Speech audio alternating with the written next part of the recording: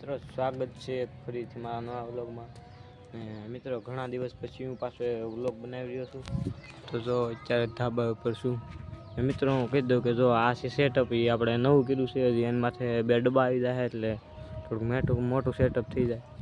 તો મિત્રો આપણે ખુશખબર છે કે આપણે ફેન્સી કબૂતરીએ પણ ઈંડા મેક દીધા, અને પહેલાંની કબૂતરીના ઈંડામાં જ બચ્ચા નીકળી જાય। તો ચાલો બતાડું।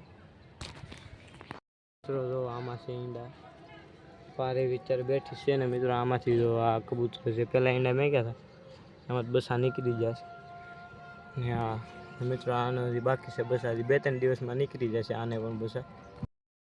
જોઈ લીધું કે આપણી ફેન્સી કબૂતરીએ પણ ઈંડા મેક દીધા છે।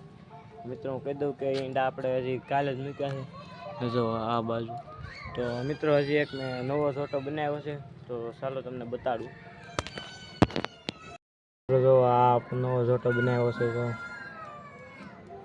ને આ એક પારેવો છે મિત્રો। આપણે આ પારે વાટું પણ એક પારે ગોતવાની ને આ બસું છે મિત્રો, તમને ખબર જ હશે, પહેલાંના વ્લોગમાં જોઈ લીધું। મિત્રો જો એક આ સેટઅપ છે, તમને સારું લાગ્યું કે નહીં કોમેન્ટ કરી દેજો। જો હજી મિત્રો એ સેટઅપ આપણે મોટું કરી શકીએ અને ડબ્બા મેકીને આપણે હજી કરવાનું છે। જો મિત્રો આ કેવું સેટઅપ છે કોમેન્ટ કરી દેજો। અને બાકી તો જો હવે મિત્રો ઘણાને પ્રશ્ન થતો હોય કે હમણાં વ્લોગ કેમ નહોતા આવતા, તો મિત્રો મોબાઈલમાં વાંધો આવી ગયો હતો એના કારણે વ્લોગ નહોતો મેં તો। બાકી હવે તો રેગ્યુલર ચાલુ થઈ જાય વ્લોગ આવવાનું। તો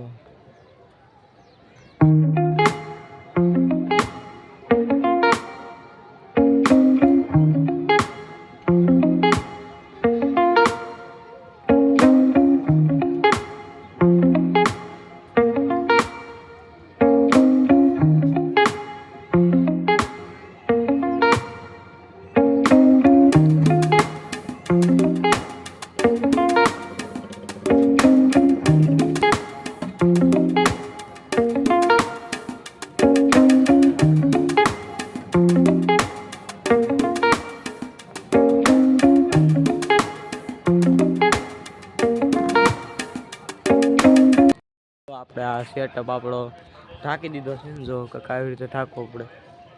મિત્રો તમે કહેતા હે કે એટલો પેકિંગ કેમ ઢાંકે, તો મિત્રો હમણાં ઠંડીનો સમય છે એટલે ઢાંકવો પડે, કારણ કે આપણે ઈંડાના બસા બહુ વધારે છે તો ઢાંકવો પડે। બાકી તો જો મિત્રો રાત થઈ રહી। તો મિત્રો આજનો વ્લોગ અહીંયા જ પૂરો કરશું। હવે આપણે બીજા વ્લોગમાં મળશું, નેક્સ્ટ વ્લોગમાં।